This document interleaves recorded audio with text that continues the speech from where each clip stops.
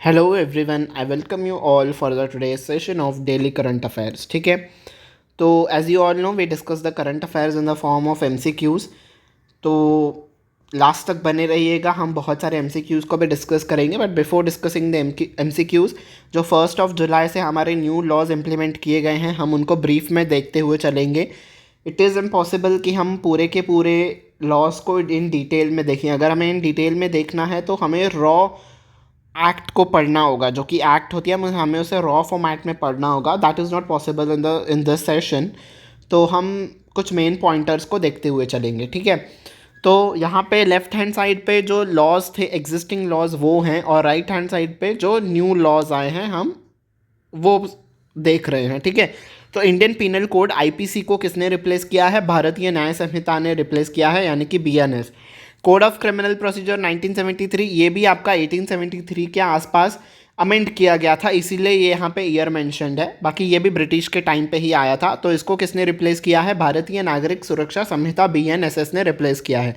Indian evidence act 1872 को किसने replace किया है? भारतीय साक्ष्य अधिनियम ने रिप्लेस किया है। ठीक है, देखो बहुत सारी बातें चल रही हैं कि न्यू लॉज की ज़रूरत क्या थी, ये लॉज ऐसे हैं वैसे हैं। देखो ये सारे भी अभी जो एग्जिस्टिंग लॉज थे, जो कि लेफ्ट हैंड साइड पे मेंशन्ड है, ये सारे ब्रिटिश के टाइम पे आए हुए थे, और तब चीज़ें अलग थी हमारे देश में, अब चीज़ें अलग हैं। ठीक है, तब क्राइम्स बहुत ही अलग लेवल के होते थे, आज क्राइम्स बहुत ही अलग लेवल के होते हैं। तो आप उनको समझाइए, ये सेशन दिखाइए कि भाई क्यों ज़रूरी थे। ठीक है, आप उनको समझाइए। Being a current affair student, ये ज़रूरी है कि हम इन सारे लॉज की जानकारी जो है वो हम इन डिटेल में रखें। ठीक है, तो कोई भी आपको भटका रहा है तो आप प्लीज़ भटकिए मत उनकी बातों में आके। ठीक है, तो इंडियन पीनल कोड है, बाकी तीनों ही लॉज बहुत ज़्यादा इंपॉर्टेंट है, बट इंडियन पीनल कोड जो है वो हमारी डे टू डे लाइफ के पॉइंट ऑफ व्यू से बहुत ज़्यादा इम्पॉर्टेंट हो जाता है। तो इसीलिए मैंने उसको ऐसा डिफरेंस रखा है कि पहले क्या था अब क्या है। बाकी के जो 2 लॉज हैं हम उनके पॉइंटर्स ब्रीफ में डिस्कस करेंगे, उनको कोई कंपैरिजन के फॉर्म में हम नहीं पढ़ेंगे।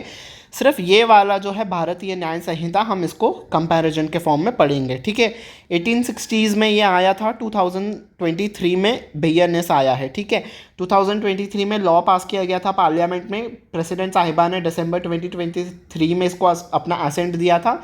1 जुलाई 2024 से ये हमारे देश में लागू हो गया है। ठीक है, और इसका कॉलोनियल इन्फ्लुएंस था, ब्रिटिश के टाइम वालों ने बनाया था, और ये जो न्यू लॉ है इसको मॉडर्न वैल्यूज़, आजकल के ज़माने के चीज़ों के हिसाब से बनाया गया है। और लैंग्वेज जो होती है ये आर्कियाक लैंग्वेज थी, मतलब लैटिन इंग्लिश भी इस लॉ में यूज़ की गई थी। ठीक है, जैसे कि अगर हम for example sales of goods act लें, उसमें एक फ्रेज़ आता है, Latin phrase caveat emptor. अब कैविएट डीएम फेटर का इंग्लिश मीनिंग होता है let the buyer be aware. तो ऐसे लैटिन इंग्लिश के फ्रेजेस भी यूज़ किए गए थे। यहाँ पे मॉडर्न इंग्लिश यूज़ की गई है, मॉडर्न लैंग्वेज और सिंप्लीफाइड लैंग्वेज को यूज़ किया गया है। ठीक है, और आईपीसी में 511 सेक्शंस थे और न्यू लॉ में सिर्फ 358 सेक्शंस हैं। तो ईजी कर दिया गया है ताकि कम सेक्शंस पढ़े जा सके और कन्फ्यूजन ज़्यादा ना हो। ठीक है, सेडिशन के सेक्शंस थे, बिकॉज ब्रिटिश के टाइम पे ऐसा ही होता था ना। सेडिशन क्या होता है? अगर आप सरकार के खिलाफ बोल रहे हो तो आपके ऊपर चार्जेस लगा दिए जाते हैं। पर अब हम ब्रिटिश के राज्य में नहीं रहते हैं, तो अब सेडिशन हमें नहीं चाहिए, तो सेडिशन के प्रोविजंस हटा दिए गए हैं न्यू लॉ में से। और ब्रिटिश को के टाइम पे नेशनल सिक्योरिटी के ऊपर कोई रूल्स नहीं थे। उनको क्या ही चाहिए भाई, इंडिया की सुरक्षा हो ना हो, उनको क्या ही चाहिए, उनको सिर्फ रूल करने से मतलब था। पर अब न्यू लॉ में नेशनल सिक्योरिटी के ऊपर स्पेशल फोकस है, साइबर क्राइम के ऊपर फोकस है, टेररिज्म के ऊपर फोकस है, तो इनको देखते हुए प्रोविजंस डाले गए हैं। ठीक है, सेक्सुअल ऑफेंसेस की बात करें तो बहुत ही लिमिटेड डेफिनेशन थी, बहुत सारी चीज़ें कवर नहीं की जाती थी। न्यू लॉ में बहुत सारी चीज़ों को कवर किया गया है, इंक्लूडिंग सेक्सुअल ऑफेंसेस को भी इंक्लूड किया गया है, साइबर स्टॉकिंग को भी। साइबर स्टॉकिंग इज अगर आपको कोई ऑनलाइन स्टॉक कर रहा है using the digital form. Digital harassment को भी इंक्लूड किया गया है। ठीक है, जेंडर न्यूट्रलिटी, आईपीसी में जेंडर न्यूट्रलिटी नहीं थी, भेदभाव होता था। न्यू लॉ में जेंडर न्यूट्रलिटी है। साइबर क्राइम को कोई रेफरेंस नहीं दी जाती थी, न्यू लॉ में साइबर क्राइम को भी रेफरेंस दी जा रही है, बिकॉज ऑनलाइन फ्रॉड्स बहुत ज़्यादा बढ़ रहे हैं। तो आजकल के प्रॉब्लम्स को देखते हुए इंक्लूड किए गए हैं सारे के सारे प्रोविजंस। करप्शन और ब्राइबरी पे बहुत ही जनरल प्रोविजंस थे आईपीसी में, यहाँ पे डिटेल एड्रेस किया गया है, मॉडर्न फॉर्म्स ऑफ करप्शन को भी इंक्लूड किया गया है। इकोनॉमिक ऑफेंसेस बहुत ही बेसिक से डेफिनेशंस थे ओल्ड लॉ में, यहाँ पे एक्सपैंडेड डेफिनेशंस हैं, फ्रॉड्स को लेके, मनी लॉन्ड्रिंग को लेके स्ट्रिक्ट प्रोविजंस हैं, ठीक है। तो आजकल के जो प्रॉब्लम्स आ रही हैं इन शॉर्ट उनको देखते हुए भारतीय न्याय संहिता को बनाया गया है, ठीक है।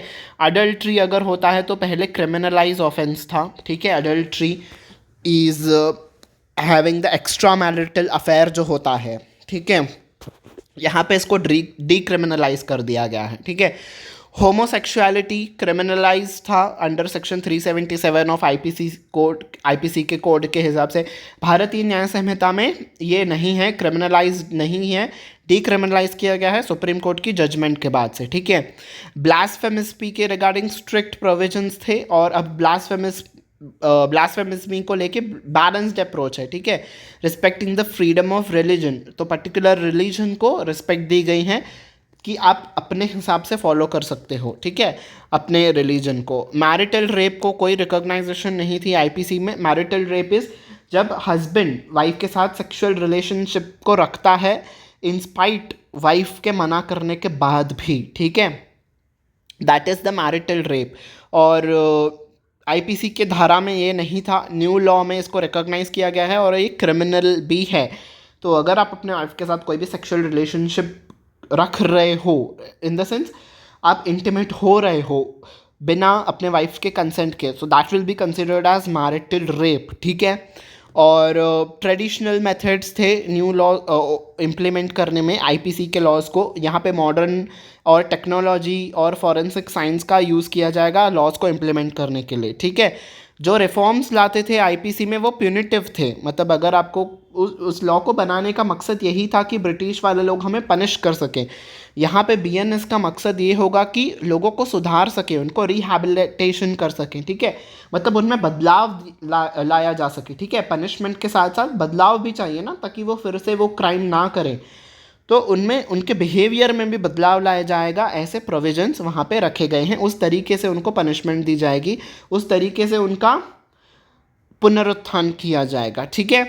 ओके, वो तो था भारतीय न्याय संहिता। अब भारतीय नागरिक सुरक्षा संहिता के कुछ पॉइंटर्स को हम समझते हैं, ठीक है। BNSS mostly preserves the provision of existing CrPC, तो एग्जिस्टिंग सीआरपीसी के प्रोविजंस हैं उनको ही रखा है, पर कुछ चेंजेस लाए गए हैं, जैसे कि क्रिमिनल प्रोसीजर में चेंजेस लाया है, ट्रायल की ड्यूरेशन को कम किया गया है, इन्वेस्टिगेटरी पावर्स को बढ़ाया गया है पुलिस के, इम्प्लीमेंट टाइमलाइंस फॉर प्रोसीजर्स, हर एक प्रोसीजर के लिए पर्टिकुलर टाइमलाइन सेट की गई है कि इतने समय में ये चीज़ होनी ही चाहिए, ठीक है। और डिटेंशन के कंडीशंस को भी दिया गया है कि आप कैसे लोगों को अरेस्ट कर सकते हो।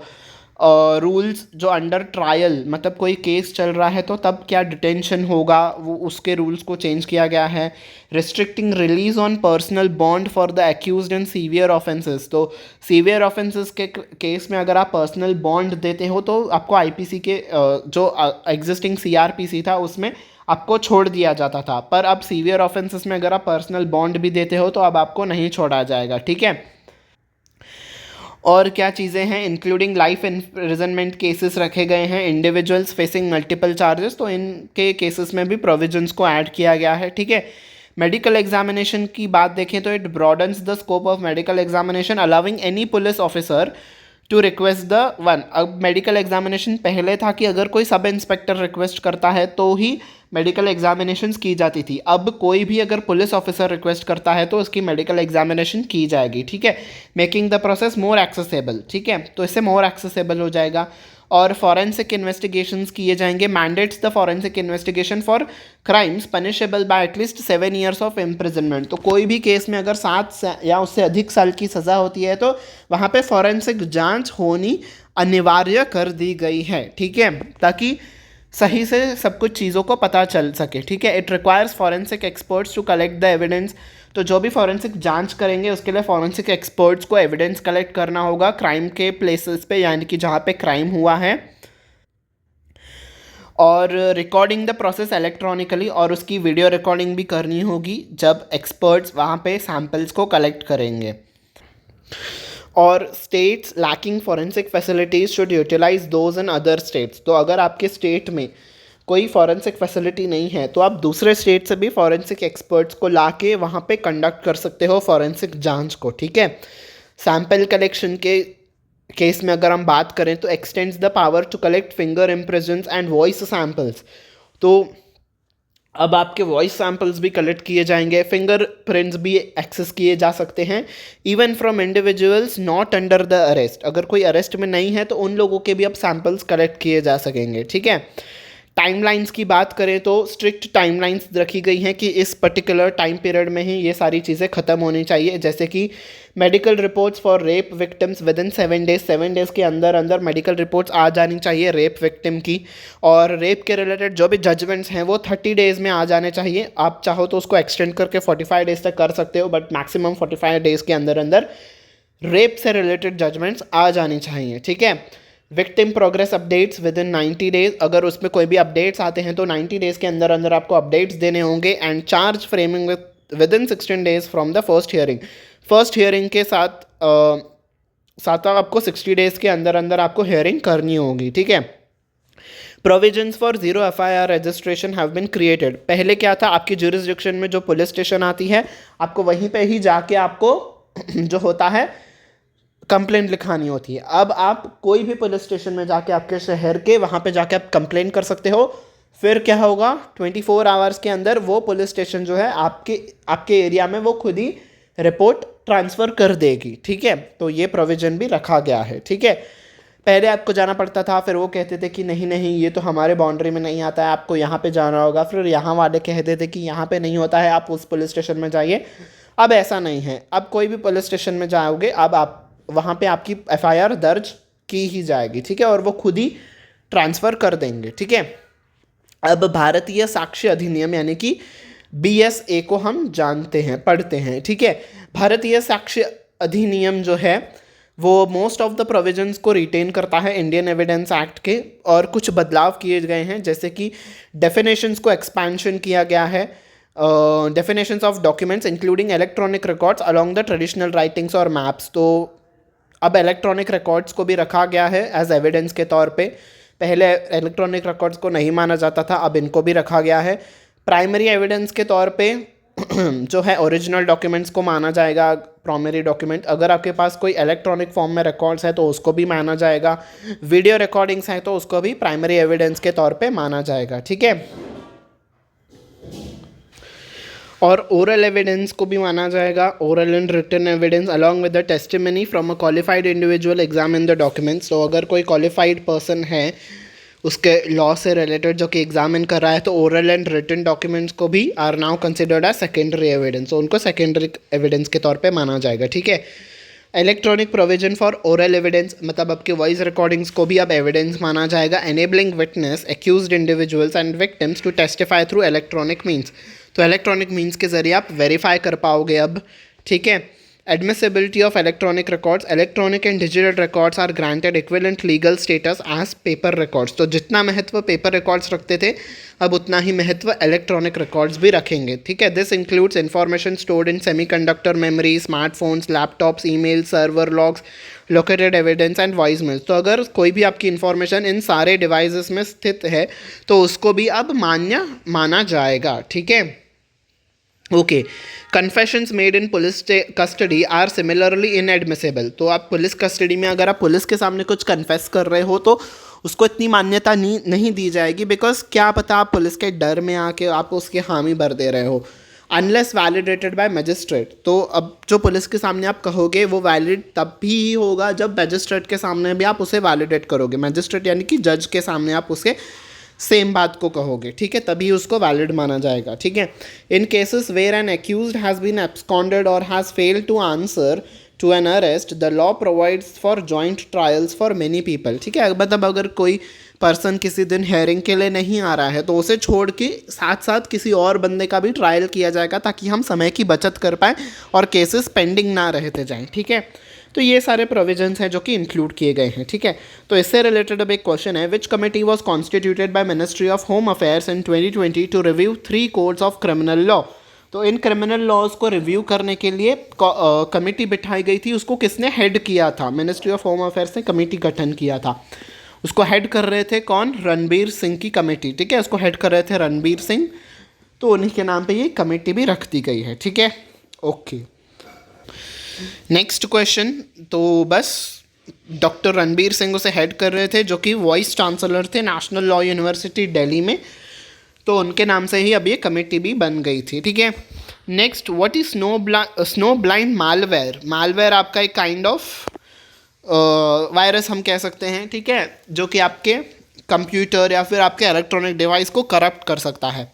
तो ये क्या करता है? आपके बैंकिंग की क्रेडेंशियल्स को टारगेट करता है, स्पेशली जो एंड्रॉयड यूज़र्स हैं, एंड्रॉयड मोबाइल यूज़र्स जो हैं, उनके मोबाइल में आके जो भी इंफॉर्मेशन है सेंसिटिव बैंकिंग से रिलेटेड, ये उसको हार्म करता है और आपके जाने बिना ही आपके बिहाफ पे बैंकिंग ट्रांजैक्शंस होती रहती हैं, ठीक है। तो ये न्यू टाइप का मालवेयर आया है, तो आप इसे ध्यान में रखिएगा, ठीक है। Next, who design the playing kit for the Paris Olympics 2024? तो प्लेइंग किट जो है उसको किसने बनाया है पेरिस ओलंपिक्स के लिए? इसका उद्घाटन मनसुख मांडविया जी ने किया था, जो कि हमारे स्पोर्ट्स मिनिस्टर हैं, ठीक है। तो किसने बनाया है प्लेइंग किट? JSW इंस्पायर ने, ठीक है।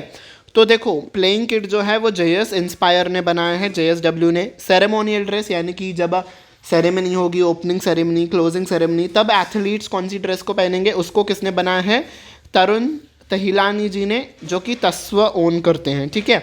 और परफॉर्मेंस शू एंड ट्रैवल, जब खेलेंगे और जब ट्रैवल करेंगे तब जो शूज़ होंगे और जो गेयर्स होंगी, स्पोर्ट्स को खेलने वक्त जो इक्विपमेंट्स होंगे, तब जो पोशाकें होंगी और वो सब शूज़ होंगे, वो प्यूमा जो है उसने प्यूमा ने बनाए हैं, ठीक है। तो आप इन चीज़ों को ध्यान रखिएगा।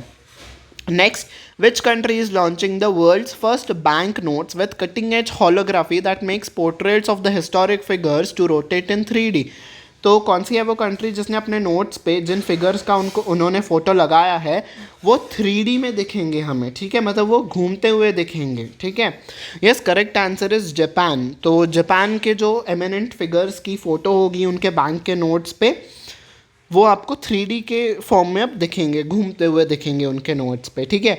नेक्स्ट, को inventor of the Duckworth Louis stern method, DL method हम पढ़ते हैं ना, जब क्रिकेट का मैच बारिश से बाधित होता है तो हम इसी रूल को फॉलो करते हैं, है ना। तो वो जो हैं वो हाल ही में गुजर गए हैं। तो किस ईयर में DLS मेथड को पहली बार ICC ने अडॉप्ट किया था, ये आपसे पूछा गया है। Yes, correct answer for this question is option number C, 1997 में ICC ने इस मेथड को इन्वेंट किया था, ठीक है। तो डकवर्थ लुइस मेथड के कौन इन्वेंटर थे? 2 इन्वेंटर्स थे। तो कौन थे वो 2 इन्वेंटर्स? पहले थे फ्रैंक डकवर्थ और दूसरे थे लुइस स्टर्न। तो दोनों के मिला के डकवर्थ लुइस स्टर्न मेथड बनाया गया, ठीक है। Okay, next, in which district of Uttar Pradesh will the first bioplastic park to be set up? तो पहला बायोप्लास्टिक पार्क कहाँ पे बनाया जा रहा है? यस, लखीमपुर खीरी डिस्ट्रिक्ट में गोरखनाथ आई थिंक प्लेस पे ये बनाया जा रहा है, ठीक है। ओके, तो next, name the hurricane that grew to an extremely dangerous category 4 and is set to cause massive damage across the Caribbean Windward islands. तो इस जगह पे हैवी जो है वो स्टॉर्म आने वाला है कैटेगरी 4 का। उस कैटेगरी 4 के स्टॉर्म का नाम क्या है? Yes, correct answer is option number B, hurricane Beryl, ठीक है। तो यहीं पे वो जगह थी जहाँ पे हमारी T20 क्रिकेट की जो टीम है वो यहाँ पे वर्ल्ड कप भी खेल रहे थे। वेस्ट इंडीज़ में ये है, बारबाडोस के पास ही ये आइलैंड है। तो इसी वजह से हमारी जो टीम है वो भी वहाँ पे फंस गई है। तो आज ही मैंने न्यूज़ पढ़ा कि स्पेशल चार्टर्ड फ्लाइट से उन्हें वहाँ पे अब इंडिया वापस लाया जा रहा है, ठीक है। तो इसे भी आप ध्यान में रख लीजिएगा। नेक्स्ट, वन लाइनर की न्यूज़ को हम कवर करते हैं। P गीता जो हैं उन्होंने पहला के सरस्वती अम्मा अवार्ड जीता है, ठीक है। बस याद रखना, सरस्वती अम्मा अवार्ड P गीता ने जीता है। ई-कॉमर्स प्लेटफॉर्म फ्लिपकार्ट जो है उसने लॉन्च किया है अपना UPI ऐप जिसका नाम है super money to offer payments, credit, deposits and other digital financial services. तो फ्लिपकार्ट ने कौन सा UPI ऐप लॉन्च किया है? सुपर मनी, ठीक है। As a part of the beta version, the app will be available for the first 1 lakh users. तो पहले 1 लाख यूज़र्स के लिए अवेलेबल रहेगा। Its logo features QR code and 5% cashback on various transactions including food and travel. तो कई सारे transactions पे आपको कैशबैक मिलेगा 5% तक का, ठीक है। The app is now available in partnership with axis bank limited. तो एक्सिस बैंक के पार्टनरशिप के साथ ये ऐप अवेलेबल है आपको। And it offers credit through Utkarsh small finance bank limited. और अगर आपको क्रेडिट चाहिए, उधार चाहिए आपको इस बैंक से पैसे चाहिए, लोन चाहिए, तो उत्कर्ष स्मॉल फाइनेंस बैंक आपको पैसे भी देगा, ठीक है।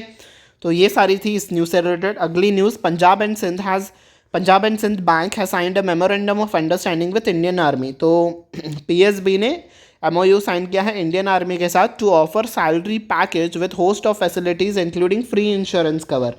तो सारी की सारी जो सैलरी ट्रांजैक्शंस होंगी वो Punjab and Sind Bank manage करेगा और फ्री इंश्योरेंस कवर भी देगा सोल्जर्स को, ठीक है। MOU provides serving personal, veterans and trainees with personal accident insurance. तो जो भी वहाँ पे अब काम कर रहे हैं, वेटरन्स जो छोड़ चुके हैं और जो वहाँ पे ट्रेनिंग कर रहे हैं, इन सारे लोगों को एक्सीडेंटल इंश्योरेंस भी दिया जाएगा, डेथ और डिसेबिलिटी भी कवर की जाएगी, 1 करोड़ तक का कवर दिया जाएगा और एक्सीडेंटल कवर 1.2 करोड़ का, इतने अमाउंट तक का इनको कवर दिया जाएगा, ठीक है, इंश्योरेंस में। Okay, next, the Indian Navy has joined the world's largest naval exercise rim of the Pacific, यानी कि रिमपैक इन हवाई। तो यूएस इस एक्सरसाइज को कंडक्ट करता है, ठीक है, और ये सबसे one of the largest naval exercise भी से माना जाता है। 29 नेशंस इसमें पार्टिसिपेट करते हैं, 40 सरफेस शिप्स आती हैं, 3 सबमरीन्स पार्टिसिपेट करने वाली हैं, 150 एयरक्राफ्ट्स आएंगे और 25,000 से अधिक मिलिट्री पर्सनल पार्टिसिपेट करने वाले हैं, ठीक है। और इंडियन नेवी ने INS शिवालिक को भेजा है इस एक्सरसाइज में पार्टिसिपेट करने के लिए, ठीक है। इस बार की थीम है पार्टनर्स, इंटीग्रेटेड एंड प्रिपेयर्ड, ठीक है। और जून 27 से जुलाई 7 तक ये चलेगा। द हार्बर फेज जो रहेगा वो इस टाइम तक रहेगा और ये पूरी की पूरी एक्सरसाइज अगस्त तक चलने वाली है, ठीक है। ये बाइनियल एक्सरसाइज है, यानी कि 2 साल में एक बार होती है और यूएस इसे होस्ट करता है। पहली बार रिमपैक 1971 में स्टार्ट हुआ था और तब सिर्फ यूएस, ऑस्ट्रेलिया और कनाडा ही पार्टिसिपेट करते थे। फिर 1974 में से मैरीटाइम एक्सरसाइज कर दिया गया और बाइनियल इवेंट भी 1974 में कर दिया गया इसे, ठीक है। INS शिवालिक जो इसमें पार्टिसिपेट करने वाला है, अगर उसकी बात करें तो ये फर्स्ट स्टीलिथ फ्रिगेट डिवाइस से इंटीग्रेटेड है और इसको बनाया मैज़ेगॉन डॉक लिमिटेड मुंबई ने इसे बनाया है और 29 अप्रैल 2010 में इसे कमीशन किया गया था, ठीक है। और ये जो है INS शिवालिक कॉट डॉग फैसिलिटी से लहेज है, ठीक है, यानी कि कंबाइंड डीजल और गैस प्रोपल्शन सिस्टम भी इसमें लगाया हुआ है, यानी कि डीजल और गैस दोनों से ये चलता है। और ये पहला ऐसा शिप है जिसमें ये इंडियन नेवी में ऐसा पहला शिप है जिसमें डीजल और गैस इंजन दोनों से ये चलता हो, ठीक है। तो ये था रिमपैक से रिलेटेड, ठीक है। तो आज की न्यूज़ इतना ही है। आई होप आपको सेशन अच्छा लगा हो, थोड़ा सा लंबा हो गया है बट उतनी एक्सप्लेनेशन भी थी।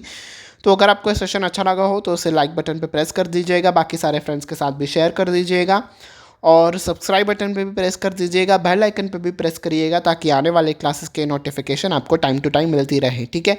On this note I take your leave until we meet next time. Take very good care of yourself. Bye bye everyone.